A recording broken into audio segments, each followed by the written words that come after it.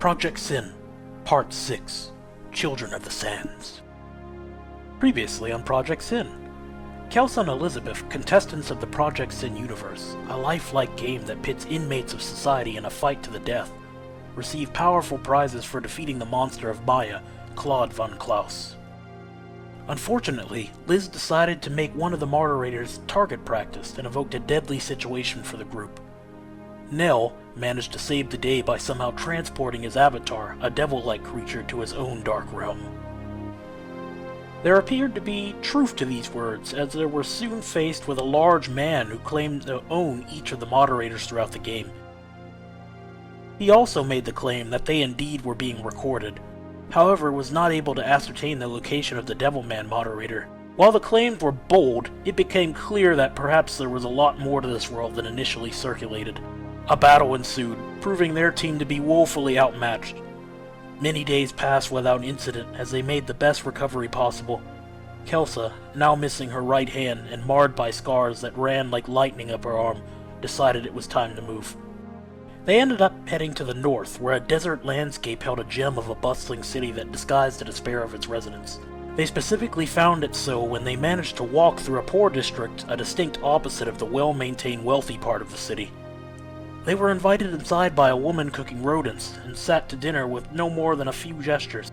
Wary from travel, they discovered women from the poor district had their tongues cut from their heads at 12 years of age. Trackers were even placed in the residence along with biochips to keep up with the nefarious practices. The grandfather, the only male figure of the household, produced a prototype made to disable these chips, and successfully did so for Mabel, the granddaughter. He then tasked them with taking her to a bar named Envious, where they would find a safe haven. Kelsa looked across at Al, holding the cylindrical firearm with its handle towards her. After looking back to Liz, who gave a nod of affirmation, she took the grip of the device and looked to Mabel, who shook in terror. There wasn't much time, and the gravity of it must have hit the girl all at once. "Who are we supposed to meet at this bar?" she asked, turning her attention to the strange device placed into her hand. "Her name is Alexis. She's a short woman with brown hair and a tattoo of a jackdaw on her left arm. Listen, there isn't much time. You need to go now." Mabel's mother stood at the back door, waving her arms to frantically usher them out. Her eyes were red, but resolved to see her child not be submitted to the same fate as so many others. Elizabeth grabbed Mabel by the arm, who impulsively shook and began to cry aloud. A loud knock on the door alerted them. Time was up. The grandfather looked up to Kelsa and nodded before reaching into his jacket and producing a revolver. He turned to the door and made his way to it. "Pick her up, Liz. We need to go."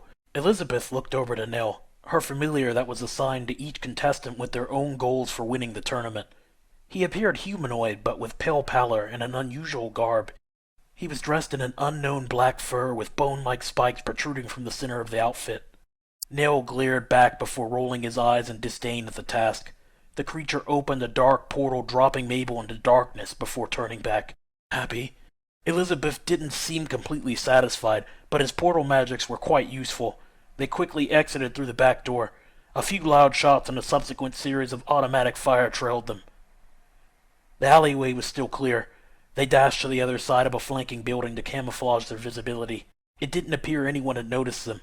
They continued along the adjacent alleyways, moving further away.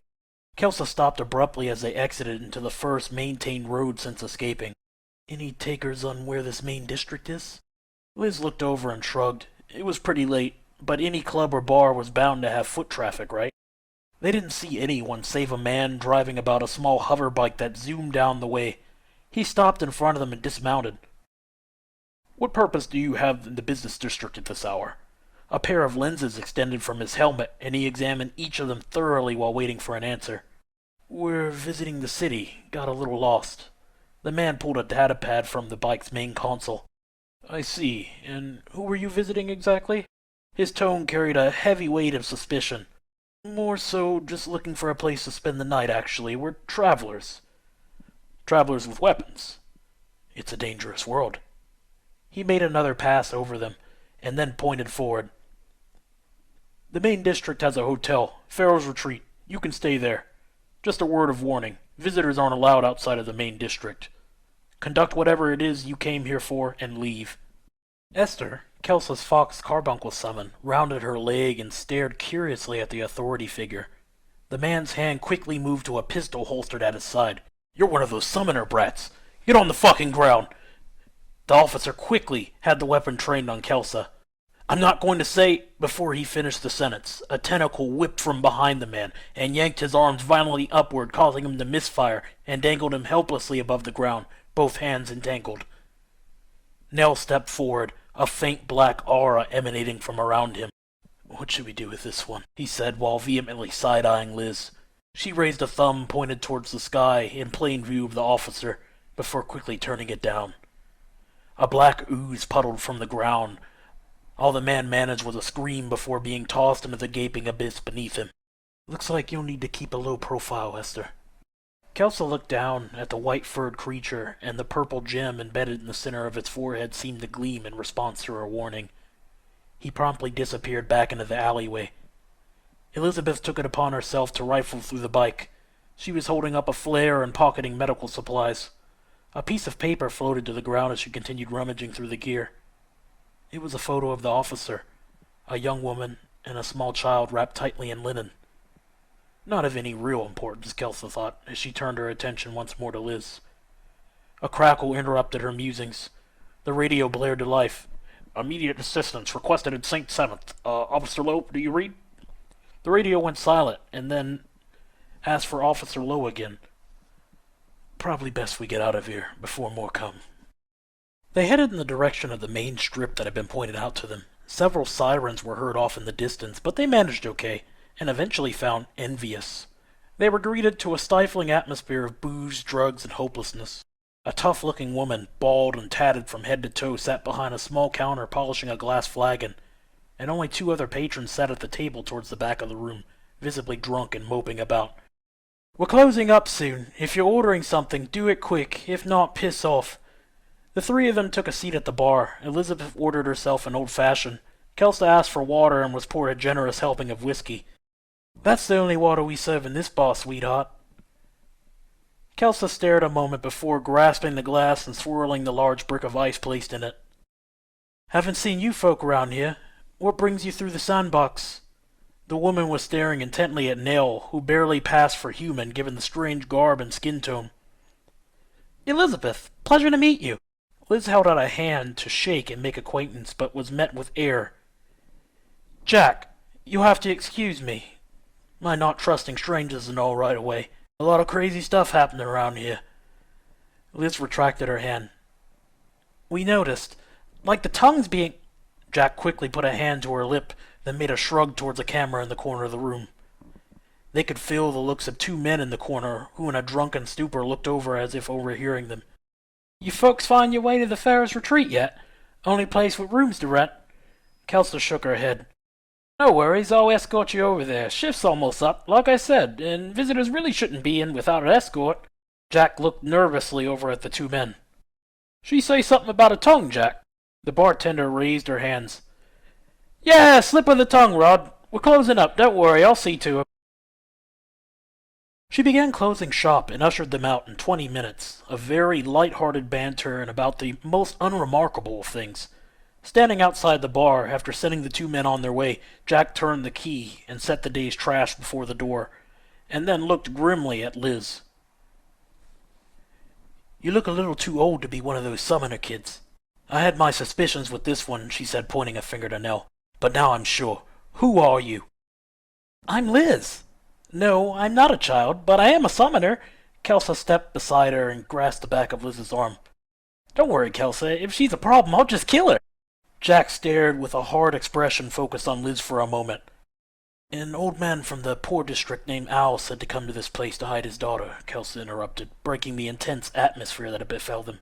"Well, I don't see any child with you," Jack said, her expression unyielding. Black ooze bubbled beside Nell, and Mabel was raised, crying, a tentacle wrapped around her waist. "Quiet, girl. Don't make a scene." Jack stepped back, unsettled by the sudden appearance of the portal, the tentacle, and the crying child. The tentacle released Mabel, who collapsed to the ground in tears. A set of police bikes pulled forward. "Everything all right here?" Jack turned, doing her best to shape up. No worries." My daughter is just having a bit of a tantrum, see? I didn't want to leave her home alone, so I brought her to work today with me. She just needs to go to bed." The officer looked over and his visor dropped down, and he looked over towards the girl. Jack's hand began shaking and her face showed visible contemplation. "Very well. You should buy her better clothes. Thought she was one of those street rats for a moment." He pulled off, and the second officer turned and stared a moment longer before pulling off after him. Jack eased a bit. Ugh. Really was worried a moment there. Thought our biochip would give us away. Actually, Al gave me this. Said it destroys the chips. Jack looked excitedly toward the strange device. "If that's true, this has the potential to save so many lives." Jack took it and scanned every inch before tucking it into a small leather bag. "I can't place a face on this Al guy, but he has my thanks. He told us to look for a woman with short hair and a tattoo of a jackdaw. I feel like you're who he was talking about, although he said Alexis." She reached up and rubbed her head. "Ditched the hair and name a few years back. Not too many people knew this was a jackdaw," she said, pointing to the bird on her arm. "Guessing Al must have been one of the few outsiders that took up residence in this shithole of a city." Mabel continued to sob lightly as they continued talking. "Let's get her out of here. I don't want more eyes on us." She picked up the trash and led them into an alleyway beside the place. They took a few turns and eventually came to a large fenced-off area where a series of dumpsters lined the boundaries. There was a single one that was absolutely brimming with waste. She tossed the bag on top and went just beside it, tapping on a small sliding door towards the bottom. The door opened ever so slightly, and she whispered something to a pair of eyes staring back at her. The door extended fully, and Jack motioned for them to crawl inside. Kelsa crawled through first and was met by a muscular, dark-skinned man with multiple tree-shaped air fresheners tied around his neck. He held a rifle and kept one finger on the trigger as the rest of them crawled through. It was surprisingly spacious, as they were able to stand fully upright in the dimly lit hallway beneath this dumpster. "Certainly wasn't expecting this," Kelsa said. "And neither will any of the pristine bigots topside," Jack scoffed while pressing forward. There was another hatch just at the end with a series of rungs leading deeper into the ground. There was a veritable township extending off at least a mile or so in either direction. A checkpoint was stationed by the ladder they had climbed down. Jack quickly assuaged the armed guards who didn't recognize the new bodies entering their abode. "More summoners for the resistance. Gonna go see Rabbit." The man nodded and untrained his rifle as they stepped through. It really was a sight to behold. The entire place was illuminated with Christmas lights strewn about as if they were power lines. The air was relatively fresh, a welcome change to that of the dumpster above. "Rabbit was the first summoner to come through these parts. She's the reason any of us have hope for this god-forsaken city." They stopped in front of a large building covered in dingy yellow lights. They entered to the frantic yelling of a man. "Hurry up and get more fluids! I think this is going to be a close one." A young woman ran frantically across the hall, pushing past Jack, who had stepped just inside of the door. She stepped to the side, and the woman hurriedly ran back through. She hooked up a unit of blood and another bag of clear fluid. "God damn it, we're going to lose her! She's going to code again!" As predicted, a small monitor began to blare, and the body of a young girl lay lifeless on the table. They worked diligently to try and save her, but after a long 20 minutes, the man collapsed into a fold-out metal chair and stared off into the distance while the young woman put her face into her hands. "Doctor," Jack said somewhat timidly. This device," she said, holding up the contraption Al had given Kelsa. "It disabled the biochip in this young girl here." The expression of pain plaguing the man's eyes held a semblance of hope at the words. Jack motioned them out of the room and led them to a staircase in the back of the building. They went up and were shown to empty beds. "You can rest here for now. I'll swing back in the morning, after speaking with the rabbit, all right?" "Why don't you come with me, sweetie?" Jack said, taking Mabel's hand. The child only stared at the ground, with the look one might compare to the dead girl on the table just downstairs. Morning was signaled by a mass of floodlights engulfing the cavern just outside. The place brightened up considerably, but the illusion of some kind of magic underground city was lost with it. The prefabricated and hastily constructed buildings loomed with the threat of collapse at any moment. Jack was there to meet them as promised, and they were escorted to another large structure that had HQ painted across the top of it. They were led to the back room, where a large oak table with a map of the city was laid out. A teenage girl, probably Kelsa's age, sat on one side of it. She had dingy blonde hair, thick rounded glasses, and a pair of dirty rabbit ears you'd pick up from a dollar store post-Easter sale. There was a younger-looking boy, no more than 12, leaning against the wall. A dog-like creature with bones fitted over the length of it and a long scythe tail sat beside him. It immediately began growling as Nell entered the room. "Don't, Ackley. These aren't our enemies." The creature eased up, but still eyed them suspiciously. Rabbit looked up. "I'm Laura, but everyone calls me Rabbit, and that's Noah. Thank you for bringing the device and Mabel to safety. I'm sure you've already figured out this place needs some serious liberating. Are you another one of the orphans?" She looked at Kelsa. "Orphan," Kelsa said while raising an eyebrow. "The other summoners here were all from the orphanage back home. I just figured maybe all of us here were..." There certainly weren't any shortages of them in Shylock. "So you're from the Fourth Federation, then?" Rabbit looked down and then stared back, readjusting her glasses on the bridge of her nose. "I take it from that response that you aren't." Kelsa smirked. "No. We were prisoners, put in here to kill each other for entertainment.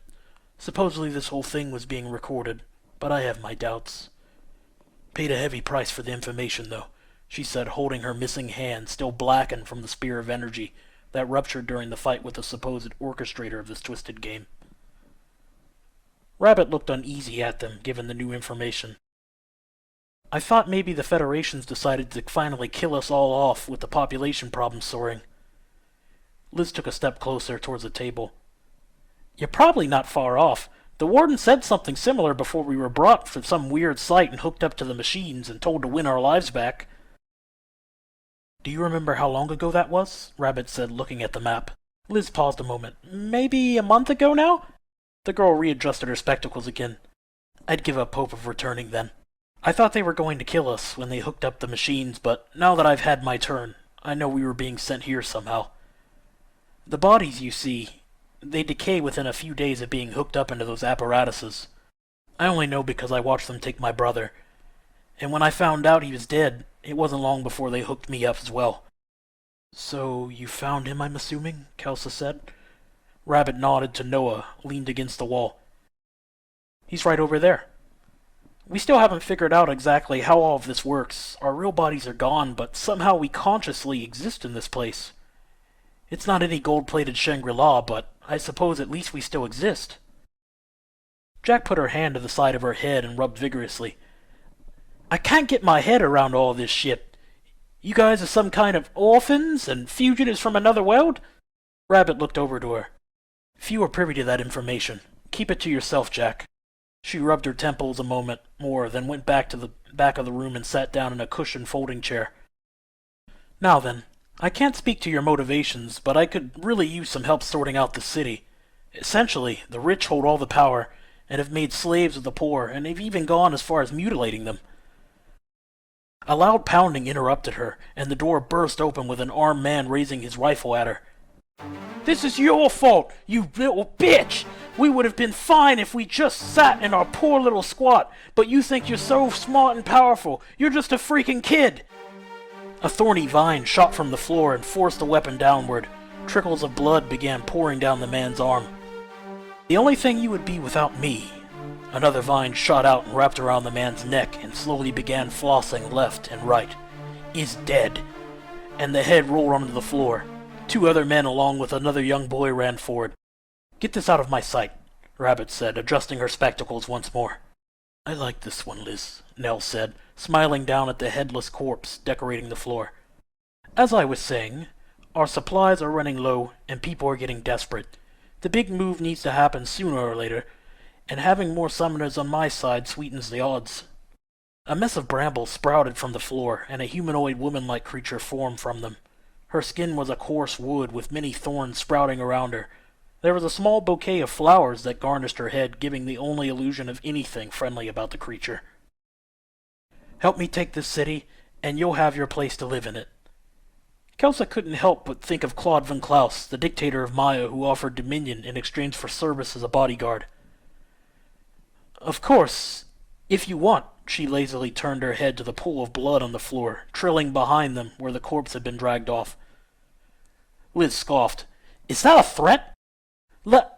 A thorn-covered vine shot towards Liz's neck. A tentacle caught it, and another was already around Rabbit's throat, causing her face to flush red as she began to choke. Dear listeners, we've come to the end of the story, and it's time to decide whether to help this rabbit and her band of rebels. Option 1. Help someone who idly makes threats. Hardly. Kill them both. Option 2. Agree to help, but make it clear threats aren't taken lightly, especially by seasoned killers. Option 3. Agree to help and plan a betrayal at the most opportune time. Option 4. Let bygones be bygones. Help and acknowledge Rabbit's power and strength of character in a cruel world. Let's write a story. Let's play a game. Without the dice.